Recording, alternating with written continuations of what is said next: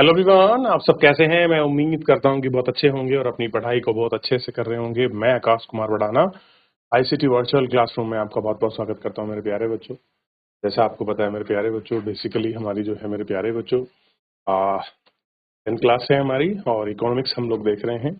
भारतीय अर्थव्यवस्था का विकास हमारी बुक है। चैप्टर चल रहा है मुद्रा एवं साख, लेसन नंबर 3। कोशिश करेंगे कि आज चैप्टर पूरा समाप्त हो जाए। तो सबसे पहले हमने मुद्रा एक विनिमय का माध्यम है। मुद्रा के माध्यम से हम लोग वस्तु को कैसे खरीदते बेचते हैं, ये हमने देखने का और जानने का प्रयास किया कि भाई आखिर में खरीदते कैसे हैं वस्तुओं को, मुद्रा के माध्यम से बेचते कैसे हैं, इसको हमने देखने का खरीदने का प्रयास किया है। और मुद्रा की आधुनिक जो रूप है उनको हमने देखने का जानने का प्रयास किया। किस तरीके से हम इसको देख सकते हैं, किस तरीके से हम लोग समझते हैं कि क्या है। क्लियर है यहाँ तक? कोई डाउट, कोई क्वेरी किसी प्रकार का मेरे प्यारे बच्चों? चलिए देख लिया इतना आप लोगों ने। बैंकों के ऋण संबंधी जो गतिविधियां हैं वो आप देख चुके हैं कि भाई किस प्रकार की एक्टिविटी है।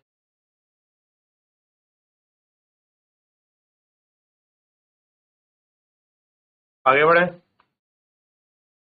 अब तक कोई डाउट, कोई क्वेरी किसी प्रकार का? चलिए आगे बढ़ रहे हैं। अब उसके बाद है साख, यानी कि ऋण लेने की व्यवस्था क्या है, कैसे हम ऋण ले सकते हैं, सपना की समस्या क्या है, इन समस्या से निदान कैसे पाया जा सकता है, क्या स्थिति है, क्या मामले हैं इनको निदान पाने के लिए, कैसे कुछ हम लोग करके देख सकते हैं, किस प्रकार से निदान पाया जाता है, इन सबको हम लोग देख रहे हैं। क्लियर है? और हम लोग बात कर सकते हैं। ठीक,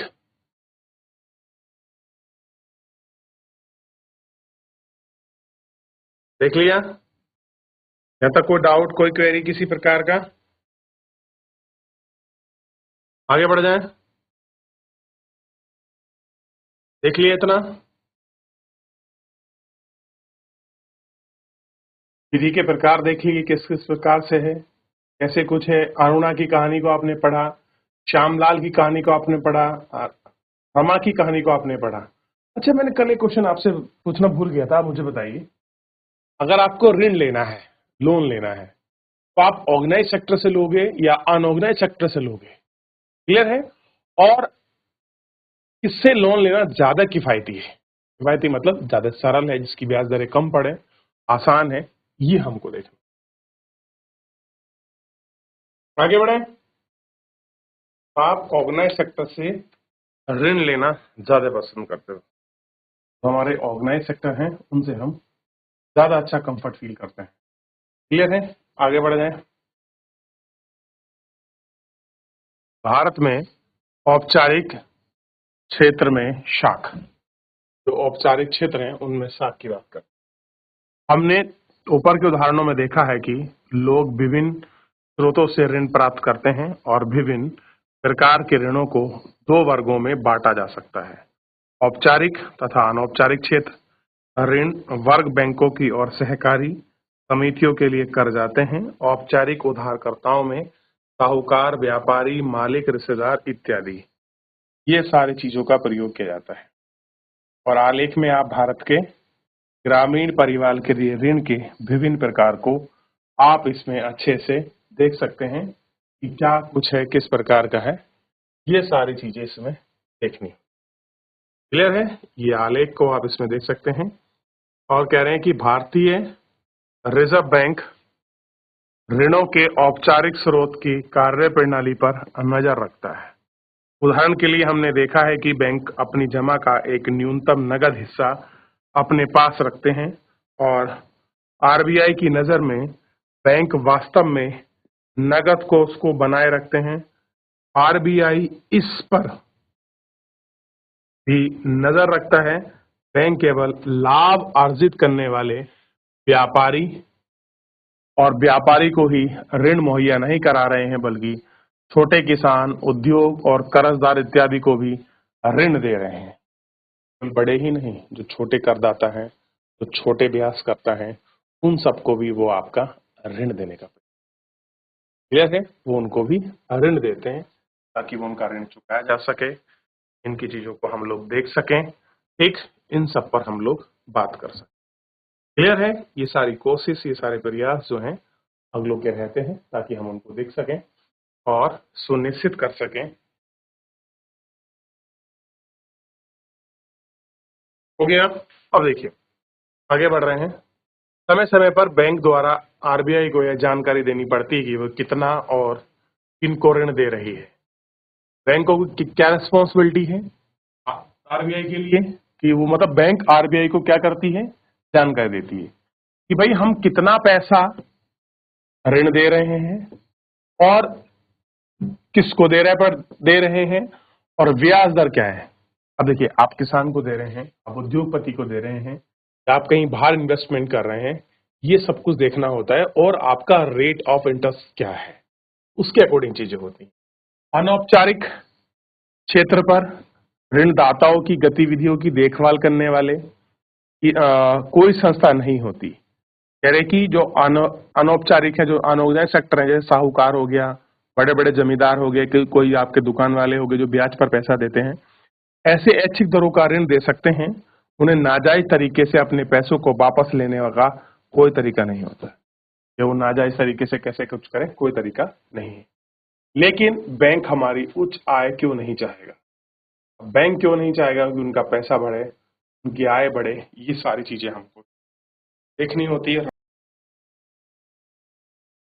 औपचारिक ऋणात्मक की तुलनाओं में, औपचारिक ऋणों की तुलना में अनौपचारिक ऋण में ज्यादातर ऋणदाता कहीं अधिक ब्याज वसूल करते हैं, इसलिए औपचारिक कर्जदाताओं को अधिक महंगा पड़ता है।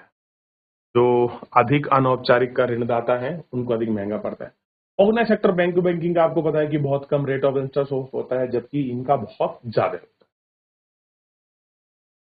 है। ऋण की उच्च दर का लगान अर्थ है कि वह कर्जदार की आय को अधिकतर हिस्सा ऋण की अदायगी में ही खर्च हो पाते हैं, इसलिए कर्जदार के पास अपने कम आय की बचत रहती है। कैसी है? बचत रहती है। सोनपुर के श्याम लाल के मामले में देखा है कि कुछ मामलों में ऋण की ऊंची ब्याज दर के कारण ही कर्ज वापस करने की रकम से आय से भी अधिक हो सकता है। ऋण को बोझ बढ़ जाता है।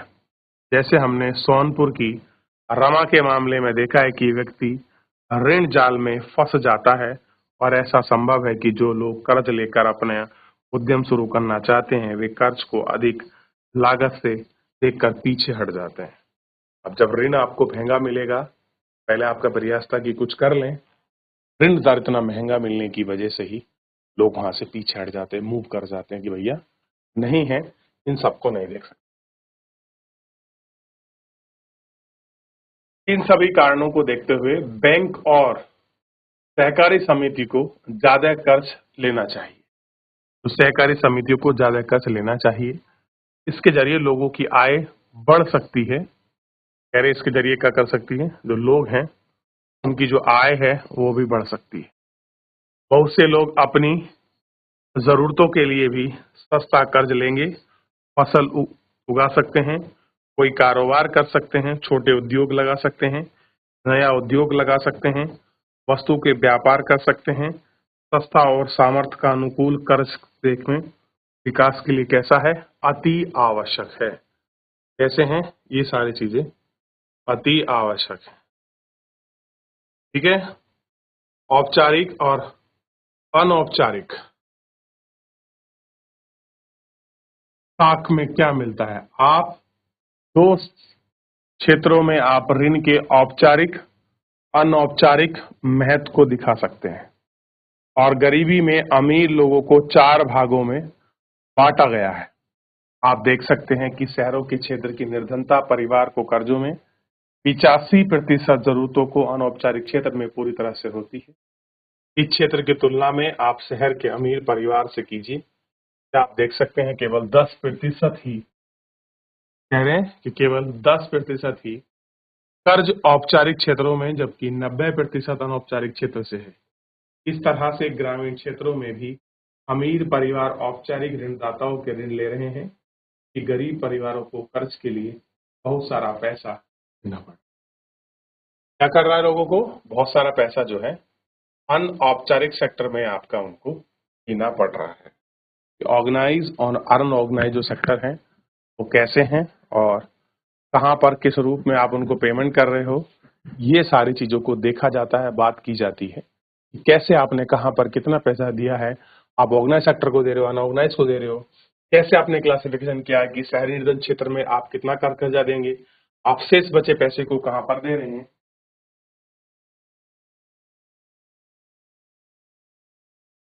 आगे बढ़े, चलिए आगे बढ़ रहे हैं। इसमें सबसे सबसे क्या पता चलेगा, पहला औपचारिक क्षेत्र अभी भी स्रोत ग्रामीण परिवार की कुल ऋण की जरूरतों का केवल 50% भाग ही पूरा कर पाते हैं, बाकी जरूरतें अनौपचारिक क्षेत्र से पूरी होती हैं। अनौपचारिक ऋणदाताओं से उधार लेने पर आमतौर पर ब्याज की दरें बहुत अधिक होती हैं और ये उधार कर्जदाताओं की चीजों के लिए रहता है। कैसा है, इनमें कर्जदाताओं में क्लियर है, और आय बढ़ने का काम ही कम पर होता है। इसलिए बैंकों और सहकारी समितियों को अपनी गतिविधियां विशेषकर ग्रामीण इलाकों को बढ़ाने की जरूरत होती है। कर्जदार की औपचारिक स्रोत पर ही ये आपका निर्भर पड़ते हैं, घटते हैं, बढ़ते हैं, और इन सारे सेक्टरों को, इन सारे स्रोतों को आपका देखा जाता है, ये बात की जाती है। दूसरे, एक तरफ औपचारिक स्रोत के विस्तार होना चाहिए, दूसरी ओर यह भी जरूरत होती है कि ऋण सभी लोगों को प्राप्त हो सके। वर्तमान समय में अमीर परिवार औपचारिक स्रोत से ऋण प्रदान करते हैं, जबकि गरीब परिवारों को अनौपचारिक स्रोतों पर ही निर्भर रहना पड़ता है। जरूरत पड़ती है कि औपचारिक ऋण की अवधि के लिए समान वितरण है, ताकि परिवार को सस्ते ऋण स्पष्ट रूप से मिल सके और उनको फायदा उठाया जा सके, उनको देख सकें, ये सारी चीजें। चलिए देख लिया, आगे बढ़े। निर्धनता के स्वयं सहायता समूह। अब बहुत से महिलाएं क्या करती हैं, आपस में मिलकर एक समूह बनाती हैं, जिसको हम कहते हैं स्वयं सहायता।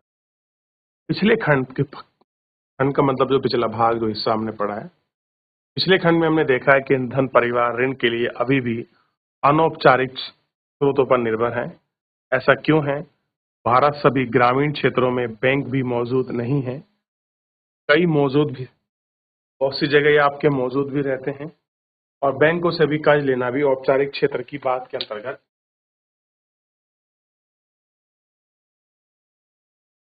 देख लिया, बैंकों से कर्ज लेना अनौपचारिक क्षेत्र से कर्ज लेने की तुलना में ज्यादा मुश्किल है।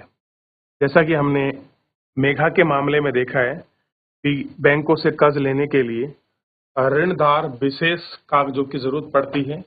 ऋणदार की अनुपलब्धता का प्रमुख कारण है गरीब बैंकों को ऋण नहीं ले पाते हैं। दूसरी ओर अनौपचारिक ऋण जैसे साहूकार इन कर्जदार को हर व्यक्ति स्तर पर जानते हैं, इसलिए अक्सर बिना ऋण के ही ऋण लेने के लिए तैयार हो जाते हैं। कर्जदार जरूरत पड़ने पर पुराना ऋण चुकाए बिना ही नए कर्ज के लिए साहूकार के पास जा सकते हैं। ऐसे हैं, नए कर्जदार के पास ये साहूकार जा सकते हैं। क्लियर है, कहाँ पर ऋण मिलेगा, कहाँ पर ऋणदाता होंगे, कैसे हम इनको देख सकते हैं।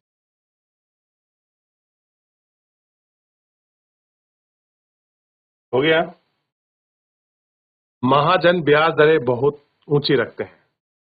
कह रहे जो महाजन हैं ब्याज दरें कैसे रखते हैं, बहुत ऊंची रखते हैं। लेन देन लिखा पड़ी रहती है और निर्धन कर्जदार को तंग करते हैं। हाल ही के वर्षों में लोगों ने गरीबों को उधार देने के कुछ नए तरीके अपनाने की कोशिश की है।